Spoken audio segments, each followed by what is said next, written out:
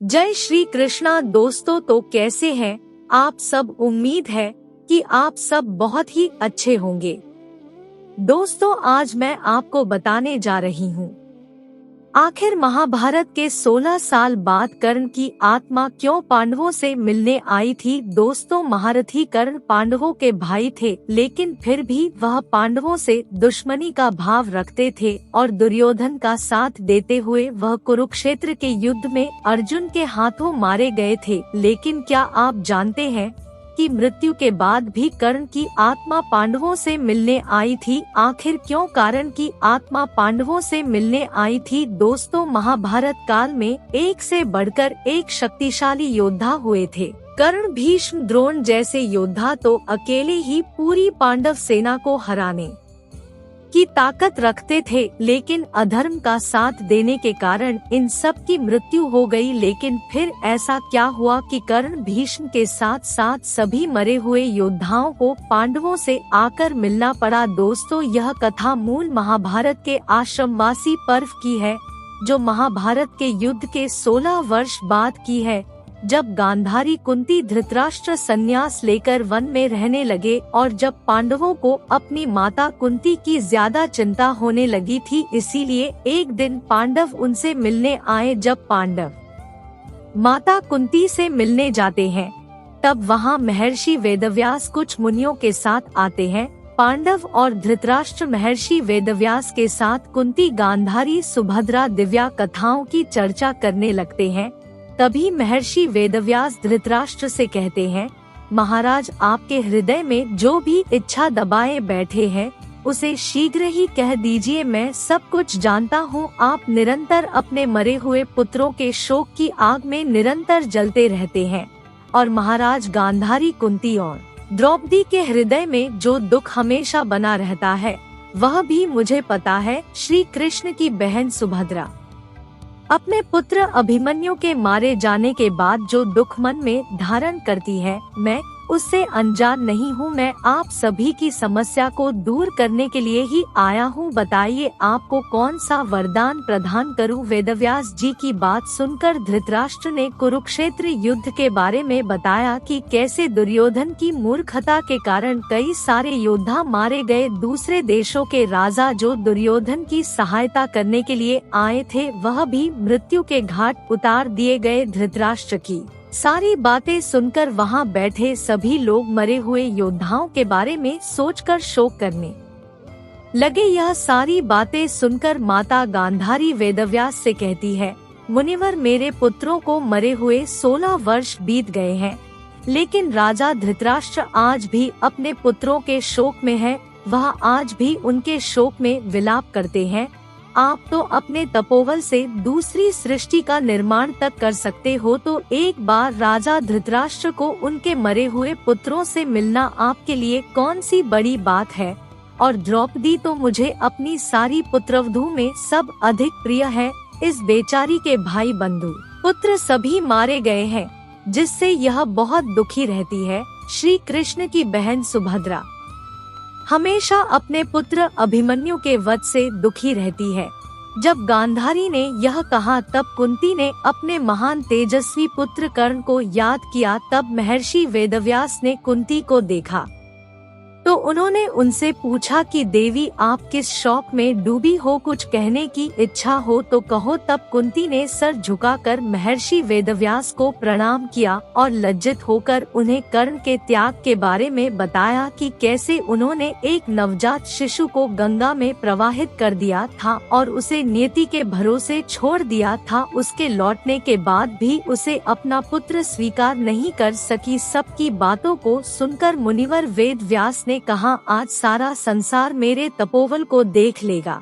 गांधारी, आज रात को तुम अपने पुत्र भाइयों, उनके मित्रों को देखोगी। कुंती, कर्ण को सुभद्रा अभिमन्यु को और द्रौपदी अपने पांचों पुत्रों पिता भाई को देखेगी। महर्षि वेदव्यास के वचन को सुनकर सभी बहुत खुश हुए। जब रात होने को आई तब मुनिवर वेद व्यास जी के बताए अनुसार नदी के किनारे सभी लोग आ गए। इसके बाद वेदव्यास जी ने जल में प्रवेश करके कौरव और पांडव पक्ष के मरे हुए योद्धाओं का आवाहन किया। इसके बाद भीष्म द्रोण सारे राजा अपनी सेना के साथ वहां प्रकट हो गए। वह सभी पुत्रों और सैनिकों सहित बाहर आए। द्रौपदी के पुत्र अभिमन्यु और घटोत्कच सभी जल से प्रकट हो गए। कर्ण और शकुनी धृतराष्ट्र के पुत्र दुर्योधन और दुशासन आदि जल से बाहर आ गए। भागवत सभा तथा भाइयों सहित कर्ण के पुत्र सेन भी जल से बाहर आए। राजकुमार लक्ष्मण सल्य आदि पुत्र धरती के सभी पुत्र रक्षा आदि जल से बाहर आ गए। दोस्तों, यदि आपको यह कहानी अच्छी लग रही है तो प्लीज अभी लाइक और सब्सक्राइब कर दीजिए। धन्यवाद। चलिए कहां पर वापस लौटते हैं। दोस्तों, इसके बाद राजा बलि, सोमदत्त और दूसरे बहुत से क्षत्रिय वीर सभी चमकते हुए शरीर को धारण करके जल से बाहर प्रकट हुए। पांडव अपने भाई को देखकर रो पड़े, क्योंकि जब कर्ण जीवित थे तब उन्होंने कभी भी उनका सम्मान नहीं किया था, क्योंकि कर्ण की मृत्यु के बाद ही उन्हें पता चला था कि कर्ण उनके भाई थे। इस सच को जानकर युधिष्ठिर ने सभी नारी जाति को श्राप दे दिया था। इसके बारे में इसी वीडियो में आगे विस्तार से बात करेंगे। फिलहाल अपनी कथा पर वापस आते कर्ण से दोबारा मिलने के कुछ समय के बाद उनका दुख दूर हो गया। इसके बाद सभी पांडव कर्ण से प्रसन्नता पूर्वक गले मिलकर बड़े भाई जैसा प्रेम करने लगे। इसके बाद वह अभिमन्यु और द्रौपदी के पांचों पुत्रों से मिलकर बहुत खुश हुए। वह सारे योद्धा भी एक दूसरे से मिलकर बहुत प्रसन्न हुए। इस प्रकार वेद व्यास जी की कृपा से सभी अपने क्रोध को भूलकर शत्रु भाव को छोड़कर हर्ष मानने लगे। ऐसा लग रहा था जैसे उनके बीच कोई दुश्मनी न हो। कौरव और पांडव अपनी दुश्मनी भूलकर गुरु वंश की दो भुजाओं की तरह प्रतीत होने लगे।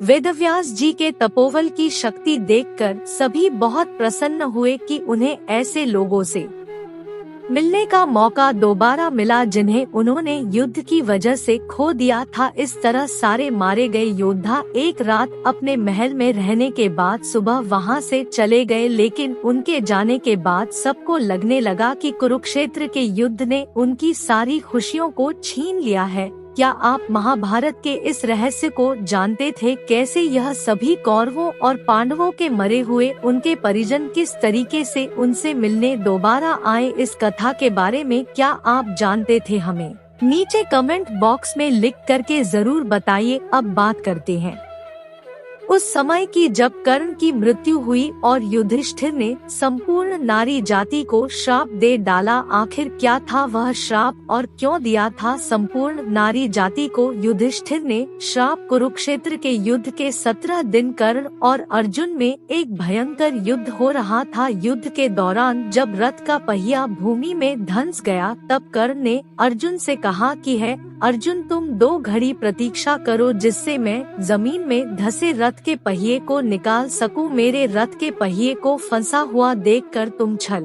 के मार्ग पर मत चलना, क्योंकि तुम एक कुशल योद्धा हो। तुम्हें तो अपने आप को और भी ज्यादा श्रेष्ठ साबित करना चाहिए। इसीलिए जब तक मैं फंसे हुए पहिए को निकल रहा हूँ तब तक तुम रथ पर चढ़कर मुझ पर प्रहार मत करना। दोस्तों, कर्ण का वध करने से पहले अर्जुन ने कर्ण को अपने रथ का पहिया निकालने के लिए 2 घड़ी का समय दिया था, लेकिन कर्ण की मृत्यु के बाद कुछ ऐसा हुआ था जिसे जानकर आप हैरान हो जाएंगे। जब अर्जुन ने कर्ण का वध किया तब कर्ण के शरीर से रक्त की धारा बह रही थी और उनका सर धड़ से अलग हो गया था, लेकिन फिर भी कर्ण का शरीर सूर्य के समान चमक रहा था। दोस्तों, शेर की मृत्यु के बाद भी हिरण जिस तरीके से उसे देखकर भयभीत हो जाता है, उसी प्रकार कर्ण की मृत्यु के बाद भी उसके शरीर को देखकर पांडव भयभीत हो गए थे। कर्ण की मृत्यु से संपूर्ण ब्रह्मांड में मातम छा गया था, नदियों का प्रवाह रुक गया था, सूर्य अस्त हो चले थे। इसके बाद मंगल और बुध पीछे होकर उदित हुए, आकाश फटने लगा, पृथ्वी चिल्लाने लगी, भयानक रूखी हवाएं चलने लगी, संपूर्ण दिशाएं अग्नि से प्रज्वलित होने लगी, महासागर भयानक गर्जना करने लगा, पर्वत कप कपाने लगे, आकाश में अंधेरा छा गया, जलती हुई उल्काएं गिरने लगी। कर्ण को मारते हुए देखकर देवता भी हाहाकार करने लगे। कर्ण की मृत्यु के बाद शल्य भागते हुए दुर्योधन के पास पहुँचे और दुर्योधन से बोले, आज कर्ण ने युद्ध भूमि में अर्जुन को लगभग मार ही डाला था, लेकिन आखिर में अर्जुन ने कर्ण का वध कर दिया। लगता है विधाता पांडवों के पक्ष में रहकर उनकी रक्षा कर रहे हैं। कर्ण के वध का संदेश सुनकर दुर्योधन की आंखों से आंसू बहने लगे, शौक से वह मूर्छित होकर जमीन पर गिर पड़े। जब दुर्योधन को होश आया तो उसने प्रण लिया कि वह आज ही अर्जुन और श्री कृष्ण को मार कर कर्ण के ऋण से मुक्त हो जाएगा। जब धृतराष्ट्र को संजय ने कर्ण की मृत्यु के बारे में बताया तब वह भी मूर्छित हो गए। जब गांधारी को कर्ण के वध का संदेश मिला तो वह क्रोध से चिल्लाने लगी। कर्ण की मृत्यु के बारे में सुनकर माता कुंती भी फूट फूट कर रोने लगी। जब पांडवों ने देखा कि उनकी माता उनके शत्रु कर्ण के वध पर रो रही है तब उन्होंने माता कुंती से इसका कारण पूछा। तब कुंती ने रोते हुए पांडवों को कर्ण का सच बताया। कर्ण का सच सुनकर सभी पांडव बहुत दुखी हुए। जिस कर्ण को पांडवों ने हमेशा से ही अपमानित किया और अंत में उसका वध भी कर दिया, वह कर्ण उनके बड़े भाई थे।